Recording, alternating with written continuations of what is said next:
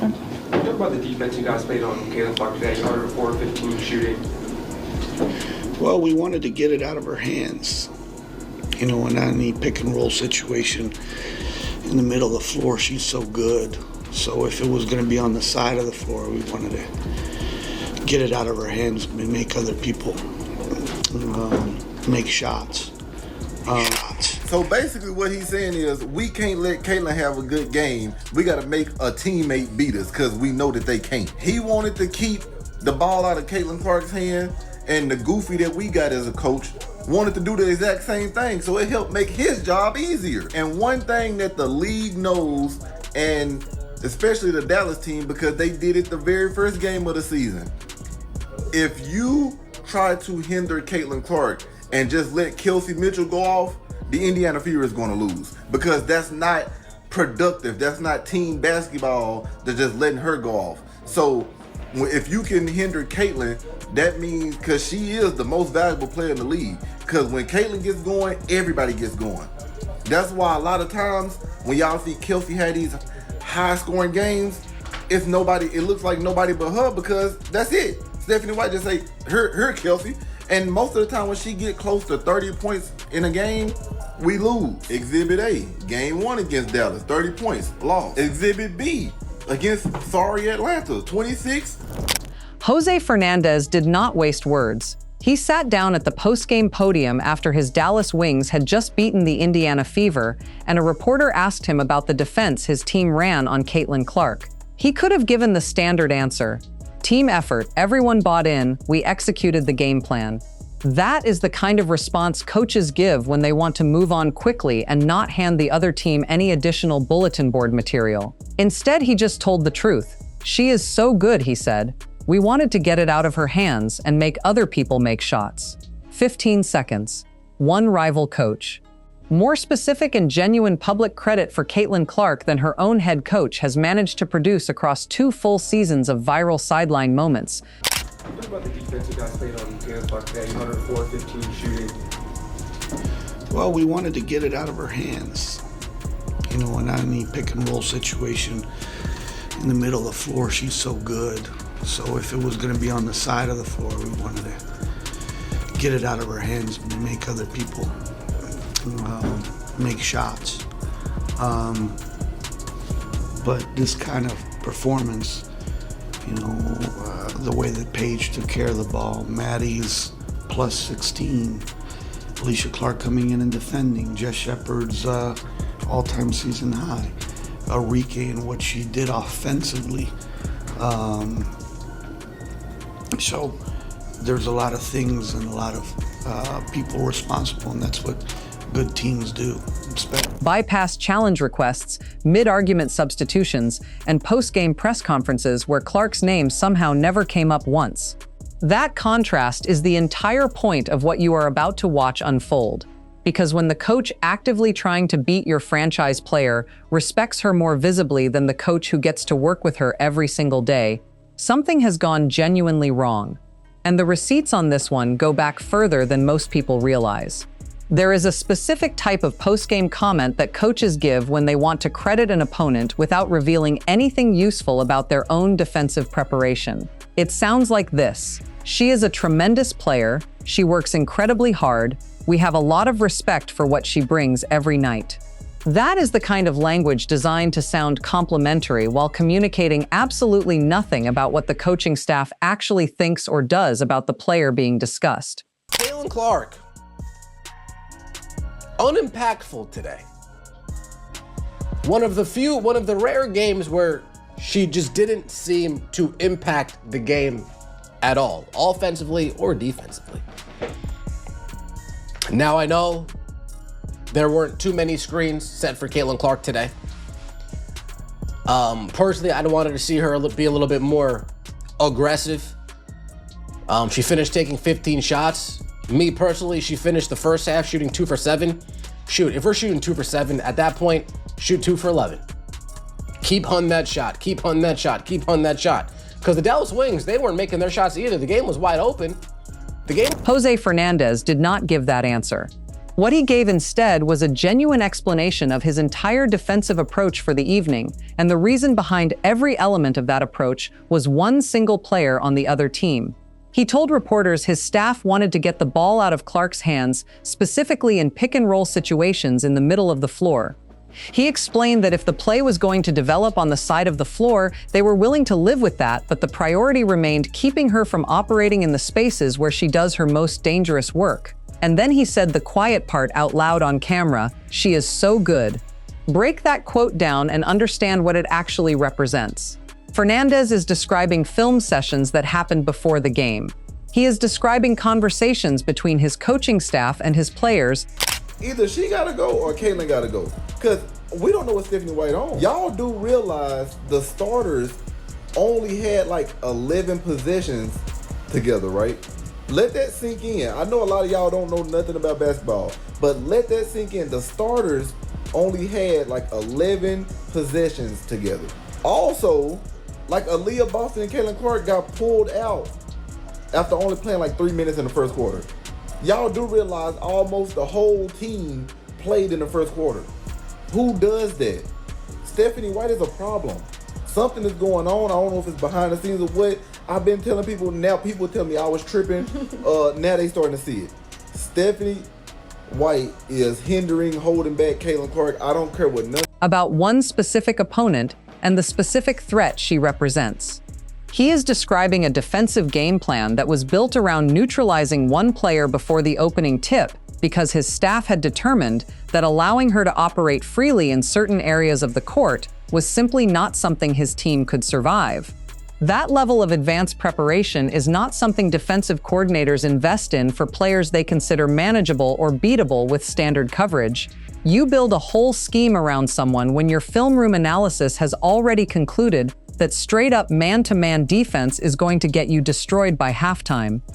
You make everyone else beat you only when you have decided that everyone else on the roster is a preferable matchup problem to the one player you are trying to keep away from the ball.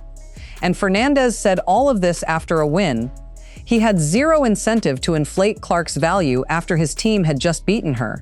What's it like to see these moments play out so virally like that? As far as we were concerned, the moment died right there. It's just, we can't control, the outside narrative. We can't control, what people choose to take a snippet of an instance in a game or, whatever it might be and run with it. Like, we know that people are always going to try to have an opinion about what we're doing in here. People are always going to have an opinion about Caitlin. And it's the reality of the worlds that we live in. It's the reality of the job that we have. But it's not the reality of what the actual relationship is like. And I think just for us, we continue to check in with one another and make sure each other's good and make sure that we keep the main thing. And he was not trying to soften the blow of a loss by explaining how difficult she was to stop. He was a winning coach explaining on the record exactly how dangerous Clark is in the areas of the floor where she does her best work. That is the kind of respect that does not get manufactured. You cannot fake a defensive game plan built around one person. Either she forces you to scheme specifically for her, or she does not.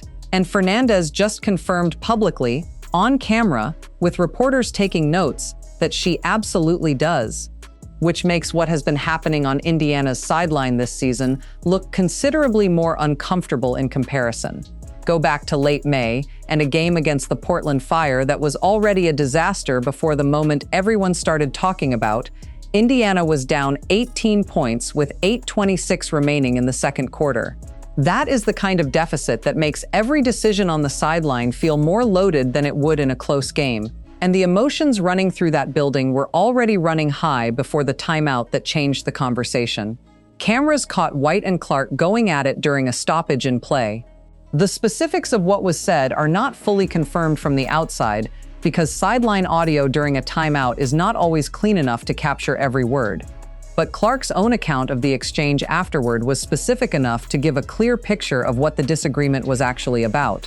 She said she had been telling White to challenge foul calls. She said she was explaining that she was not making contact, that her hands were up, that the calls were wrong and challengeable, and that the right move was to use the challenge before the opportunity disappeared. She even described walking up to White and saying directly, "Challenge it, challenge the call, I'm not touching anybody, you can go back and look." What happened next is what nobody watching needed any additional context to understand. White said her piece, pulled Clark from the game, and sent rookie guard Raven Johnson in as the replacement, right in the middle of the exchange. Not after it resolved, not after Clark acknowledged whatever point White was making, mid-argument, live on national television, in front of a full arena. Clark's response was immediate and unscripted. Her arms went up. Not a dramatic tantrum, not a screaming match, just the visible physical expression of someone who had been making a specific basketball argument and had been answered with a substitution rather than a response. She stood near the bench drinking water while White coached the other 5 players around her, as though the exchange had already been filed away and closed. The official explanation that came 2 days later described it as 2 competitive people working through a tough game. This play is hilarious. So the ball is clearly off of Flau'jae. She's trying to tell Stephanie White to challenge. So I skipped this broad. I'm going to go to the one with common sense. Challenge it. So she goes to her assistant coach. They actually challenge the play. She literally skipped past Stephanie White, who never challenges for her, and went to other coach to get the challenge. And guess what? Stephanie White was wrong and Caitlin Clark was right. They actually win this challenge. Check this out. There's clear and conclusive evidence that the ball went off Flau'jae Johnson's foot out of bounds. Indy's challenge is successful. They'll retain the ball in the backcourt with 21 on the shot clock. They have the opportunity. This was a big play. It was a momentum shifter. I don't know why you're laughing, Stephanie White. You're a ding-dong. Challenge it next time. And this changed the game. That may contain genuine truth. Competitive people do clash during frustrating losses, and not every heated sideline exchange represents a fundamental breakdown in a relationship. But competitive exchanges between coaches and star players at the professional level do not typically end with the star player getting pulled from the game mid-disagreement in front of a national audience. That specific sequence, argument followed immediately by substitution, reads less like a coaching-teaching moment and considerably more like a demonstration of who has the final word regardless of whether the argument has actually been resolved. Fast forward to late July and a fever game against the Seattle Storm. A call goes against Indiana near midcourt, and Clark, reading the play the way someone with her basketball instincts naturally does, immediately turns to the bench and starts signaling for a challenge. Her read on the situation is that the call was wrong and that Indiana should use its challenge to get it reviewed before the window closes. White's response, captured on available footage, was to essentially stand there, not a quick, decisive wave of agreement, not an immediate conversation with officials about stopping the clock, not the kind of snap reaction that a head coach with a clear command of in-game decisions tends to produce in that exact situation. Just a few seconds of apparent hesitation while the window for making the challenge was actively narrowing. Clark did not wait. She walked directly toward assistant coach Rob Dossier, bypassing her head coach entirely, and made sure the challenge request was communicated before it was too late. Indiana formally requested the review. Officials examined the play. The call was overturned and the ball came back to the Fever. Think about what that sequence actually required Clark to do. She had to identify that the call was wrong. She had to advocate for the challenge. She had to recognize that going through her head coach was not going to produce the outcome quickly enough. She had to physically walk around the person who is supposed to be running the sideline, approach a different member of the coaching staff, and essentially run her own in-game management operation while the head coach stood nearby. And it worked. The challenge succeeded. Indiana got the ball back. But the person who made that outcome happen was the franchise player who had to navigate around her own coach to get there. Fernandez, meanwhile, was building entire defensive schemes around keeping that same player from touching the ball in certain areas of the floor. Because he understood that when she is thinking clearly and operating freely, she is going to find the right play before the defense can respond. I mean, look, it's about finding ways, and we found a way, and get a couple of defensive stops, a couple of buckets. I thought, when we had the loose ball that Shakira got, and C found Kelsey, and somehow she found her balance and made the layup. I mean, those are all winning plays, and it is a hard league, and Washington is a team that just keeps coming at you, and they're a resilient group. They kept coming at us. It wasn't perfect, it's not going to be, but finding a way is important, and this group grew tonight. The challenge sequence proved exactly that. She saw the situation correctly, acted decisively, and got the right result. She just had to go around the head coach to do it. After a comeback victory over the Washington Mystics that was fueled in significant part by a massive Clark fourth-quarter performance, a reporter at White's post-game press conference asked her directly what she thought of Clark's individual performance in that stretch of the game. It is a straightforward question. A player just delivered a fourth quarter that turned the game around, and a reporter is asking the head coach to comment on that specific performance. The expected answer involves some version of, "She was incredible tonight, she made plays when we needed them most, she is an elite competitor, and this is what she does." White's actual answer contained none of those elements.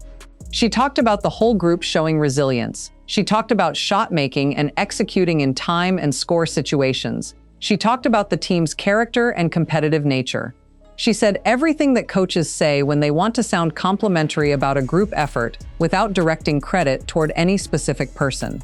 She did not say Clark's name once. That absence is the loudest part of the entire press conference. Not anything White said, but the specific thing she did not say in response to a direct question about the player who had just taken over the fourth quarter of a comeback win on her behalf.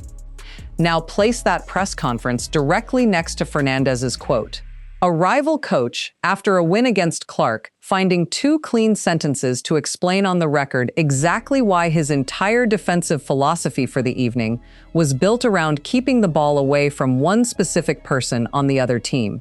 Because she is so good. His words, not a fan account paraphrasing, not an analyst reading between lines, but the actual coach who just beat her describing the specific threat she represents, in language that required zero interpretation. If he can find 2 sentences, the coach who works with her every day at practice should be able to find at least 1. There is a clip that keeps resurfacing every time a new White and Clark moment goes viral, and it keeps resurfacing because it captures the dynamic between them more clearly than almost anything else from this season. During a timeout, Clark is visibly making a case to her coaching staff. Based on what can be heard and observed, she is explaining that the foul calls being made against her are wrong. She is saying she is not touching anyone. She is pointing out that her hands are up and that the contact officials are calling on her does not match what is actually happening on the floor.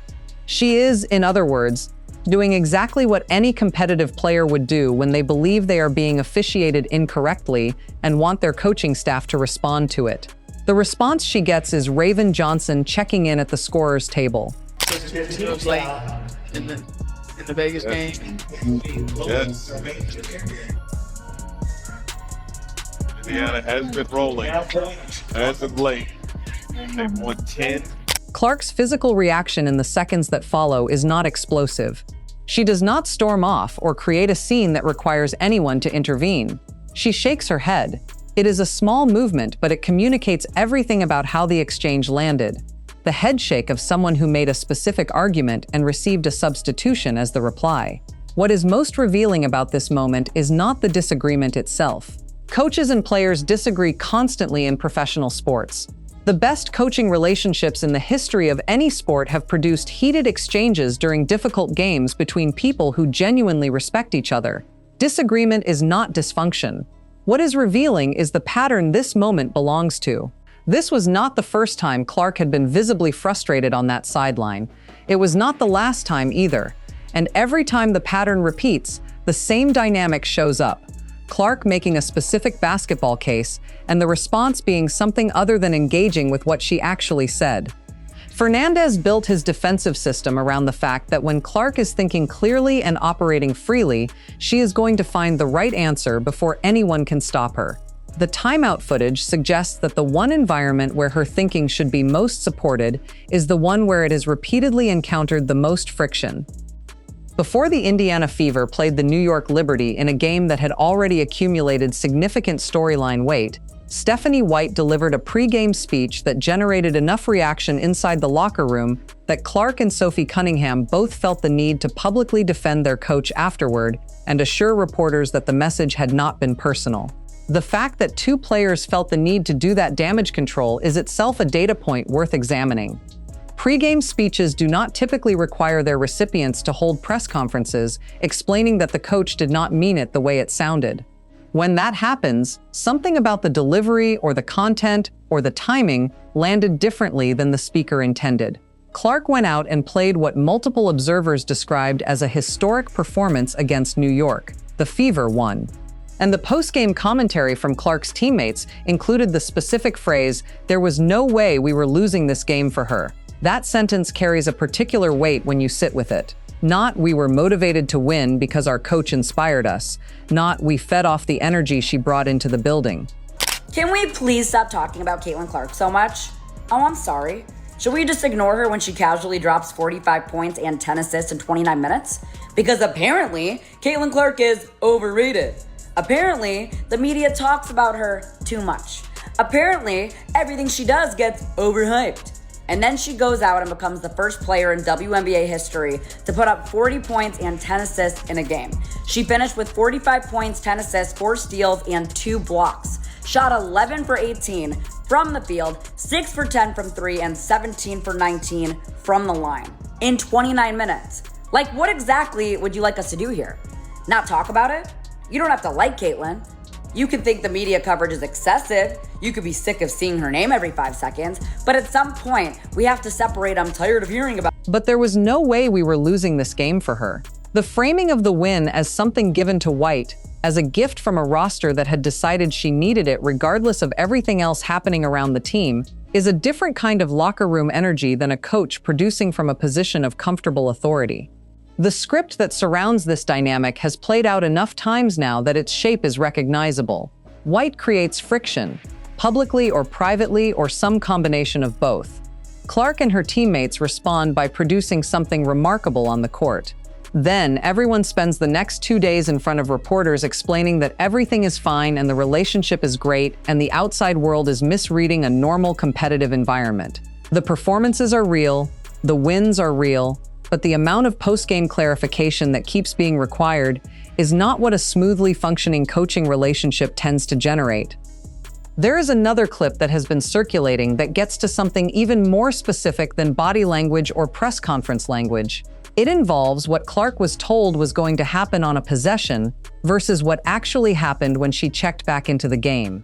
According to what can be observed and what commentary around the clip describes, Clark was informed before checking in that a specific play was coming, the kind of play that was supposedly designed around getting her the ball in a position to make something happen.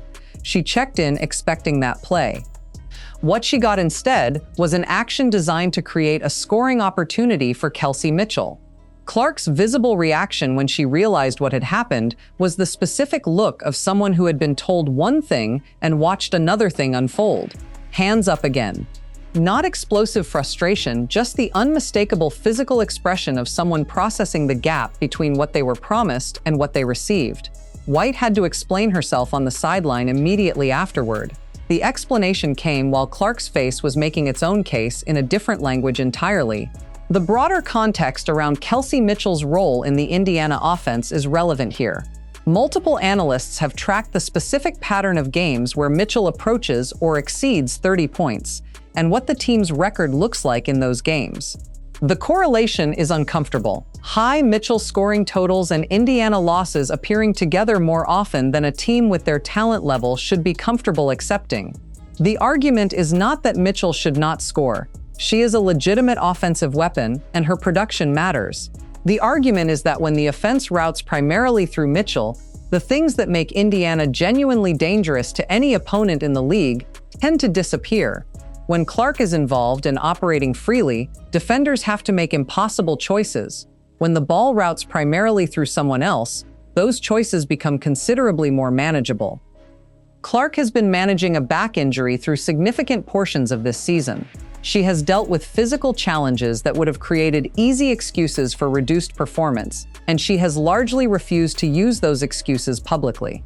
She has defended her teammates during controversies that extended well beyond anything related to her own game. She has taken the high road consistently in public settings, even when the sideline footage suggested something considerably rockier was happening in real time beneath the surface.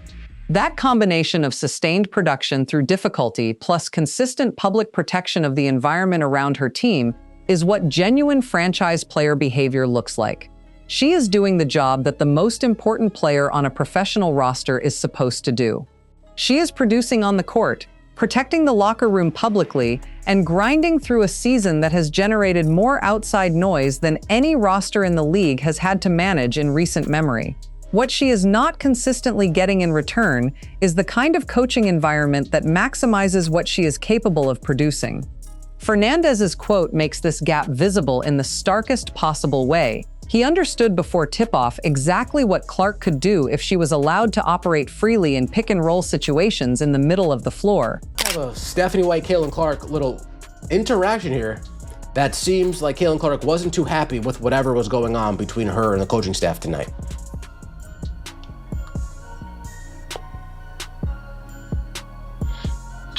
You got Stephanie White doing the yapping that she does. Caitlin Clark doesn't want to hear it. Physically cringing. Look at this. Physically cringing, looking physically ill. Looking physically ill.